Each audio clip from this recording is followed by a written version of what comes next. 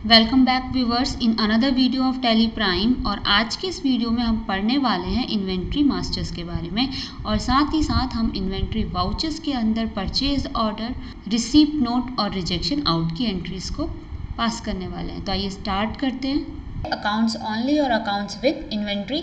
Accounts only के अंदर हम सिर्फ अमाउंट में डील करते हैं। आप ये समझ सकते हैं कि जहाँ पर कोई पर्सन हमें सर्विसेज प्रोवाइड कर रहा है या फिर हम किसी को सर्विसेज प्रोवाइड कर रहे हैं, तो ऐसी एंट्री आपके अकाउंट्स ऑनली के अंदर आती है जहाँ पर आप इन्वेंट्री को मेंटेन नहीं करते हैं।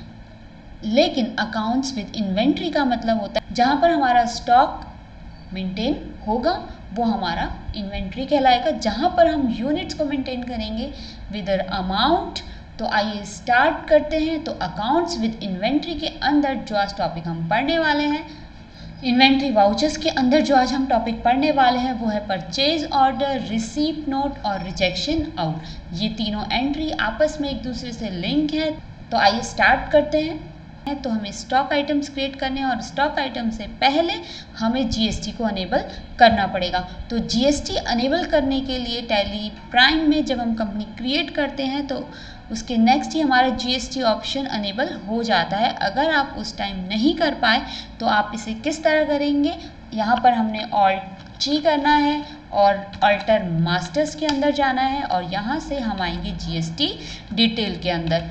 तो जीएसटी डिटेल के अंदर ये सारी इंफॉर्मेशंस हमें फिल करनी है। स्टेट, रजिस्ट्रेशन टाइप, इसको रेगुलर रखेंगे। यहाँ से एक 15 डिजिट का जीएसटी नंबर हम क्रिएट कर लेते हैं।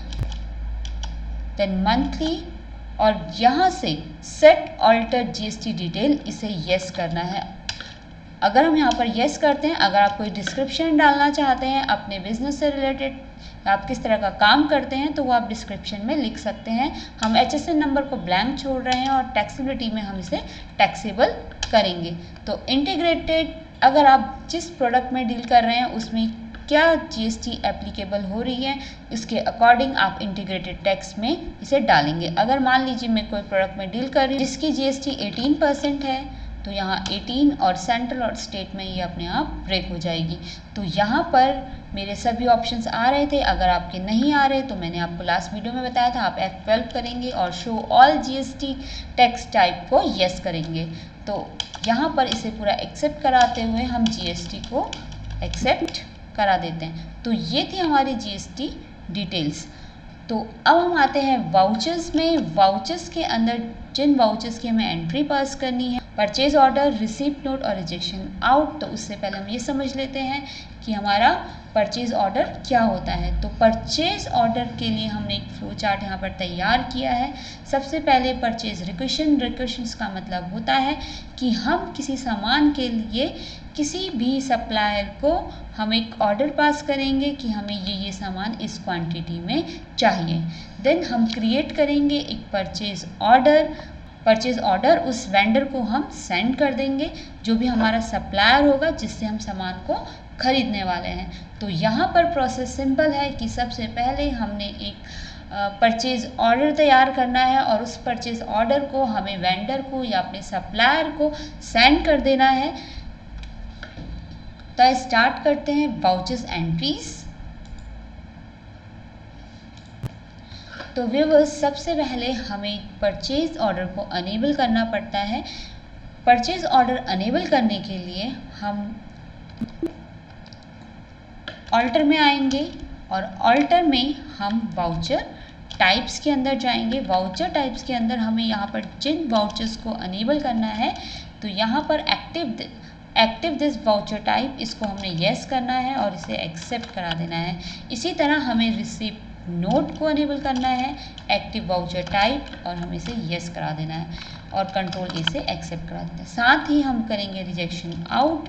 तो रिजेक्शन आउट में भी हम इसे येस करा देंगे और हम इसे एक्सेप्ट करा देंगे। तो यहाँ से हमने वाउचर्स को अनेबल कर लिया। तो वाउचर्स में हम जाते हैं तो सबसे पहले कंट्रोल F9, जो कि हमारा परचेज ऑर्डर है, तो हमने इसे अनेबल किया तो यह एक्टिवेट हो जाएगा। अगर आपका नहीं हो रहा है तो आप गेटवे ऑफ टैली के ऑल्टर में जाके इन्हें एक्टिवेट कर सकते हैं। सेकंड थिंग कि हमें जो चीज़ें येस करानी है, तो हम यहाँ पर करेंगे F12 क्योंकि हम इन्वेंट्री में डील करेंगे। तो मेरी यहाँ पे कॉन्फ़िगरेशन येस है। अगर आपकी कोई भी कॉन्फ़िगरेशंस नो है तो आप उसे येस करा लेंगे। सप्लायर की डिटेल अगर आप भरना चाहते हैं, ऑर्डर नंबर आप भरना चाहते हैं, तो ये सभी चीज़ें आपकी येस रहेंगी और इसे कंट्रोल A से एक्सेप्ट करा लेंगे। तो यहाँ पर अब हम परचेज ऑर्डर को किस तरह करने वाले हैं। मान लीजिए मैं एक ऑर्डर बना रही हूँ, एक सप्लायर के लिए एक परचेज ऑर्डर क्रिएट कर रही हूँ। तो यहाँ पर एक पार्टी नेम होगा जो भी मेरा सप्लायर होगा, तो ऑल्ट C करेंगे। तो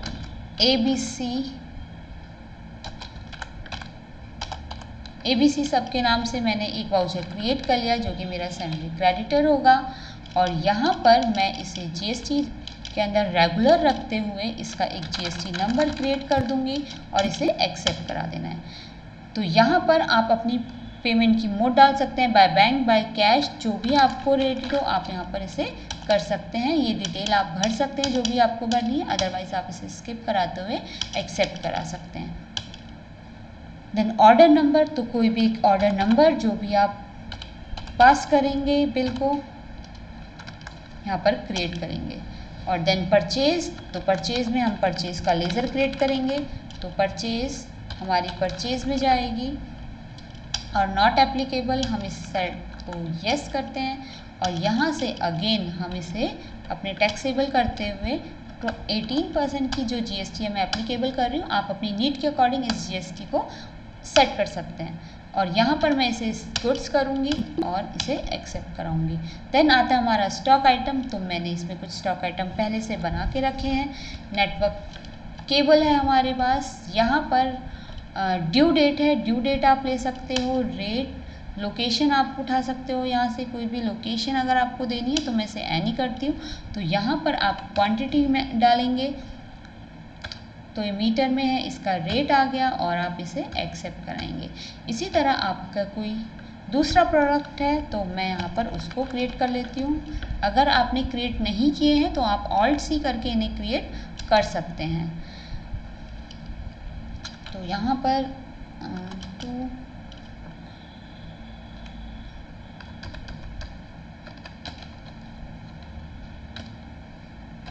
तो यहाँ पर मैंने 2 स्टॉक आइटम क्रिएट कर लिए।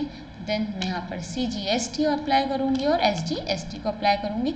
अगर मैं विद इन स्टेट सेल और परचेज कर रही हूँ तो CGST और SG। अगर मेरा स्टेट चेंज हो रहा है, मैं आउटसाइड स्टेट बिजनेस डील कर रही हूँ, तो यहाँ पर IGST एप्लीकेबल होगा। तो यहाँ पर ऑल्ट C करके हम CGST का लेज़र क्रिएट कर लेते हैं। तो ये ड्यूटीज़ एंड टैक्सेस के अंदर जाएगा। यहाँ से आप इसे GST करेंगे और सेंट्रल टैक्स और इसे एप्लीकेबल। इसी तरह ऑल्ट C करते हैं, हम SGST का लेज़र क्रिएट कर लेते हैं। Duties and taxes, GST and state and otherwise इसे एक्सेप्ट करा देंगे। इस तरह से ये हमारा जो परचेज ऑर्डर है ये क्रिएट हो गया है। आप इसे देखना चाहते हैं, प्रिंट करना चाहते हैं, पेजअप करिए, ऑल्ट P कीजिए। यहाँ पर प्रीव्यू देखना है आपको, तो यहाँ पर आपको आपका प्रीव्यू जो है वो शो हो जाएगा।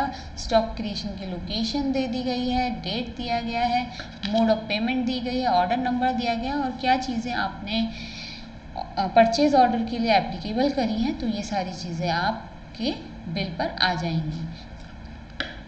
तो हम स्किप कराते हैं। स्किप करते हुए तो ये तो था हमारा परचेज ऑर्डर।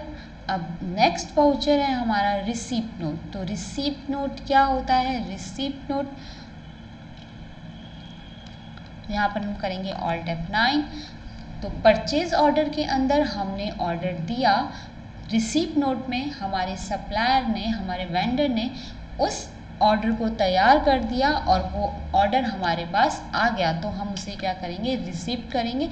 यहाँ पर आप कोई भी रेफरेंस नंबर डाल सकते हैं और तो पार्टी नेम आपका ABC सप्लायर है। आप यहाँ से अपने बिल को एक्सेप्ट करा दीजिए और जैसे हम बिल को एक्सेप्ट कराएंगे तो जो भी हमारे स्टॉक आइटम की डिटेल होंगी वो ऑटोमेटिकली हमारी स्क्रीन पर आ जाएंगी।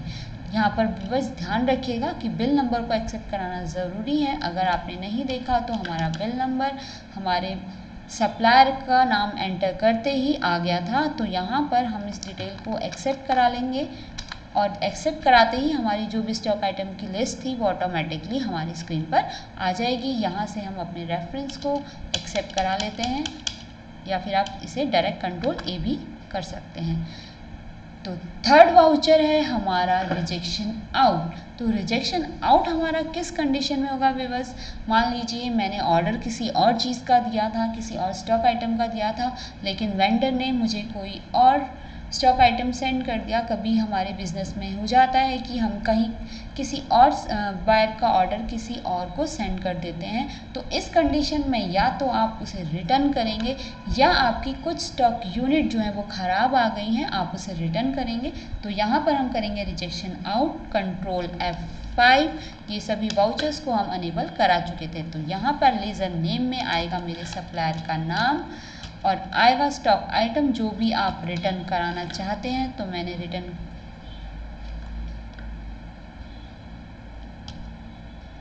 तो यहाँ पर आएगा जो भी चीज़ आप रिटर्न कराना चाहते हैं। मान लीजिए प्रोजेक्टर, मैं प्रोजेक्टर की एक यूनिट जो है वो रिटर्न करना चाहती हूँ क्योंकि वो ख़राब आया है। तो आप यूनिट में चेंजेस करते हुए आप इसे एक्सेप्ट करा देंगे and then end of list. तो यहाँ पर हमने परचेज ऑर्डर से रिलेटेड तीनों वाउचर्स की एंट्री पास की है: purchase order, receipt note and rejection out. तो व्यूअर्स, आई होप आपको ये समझ में आया होगा। टिल देन बाय, मिलते हैं नेक्स्ट वीडियो में आपसे।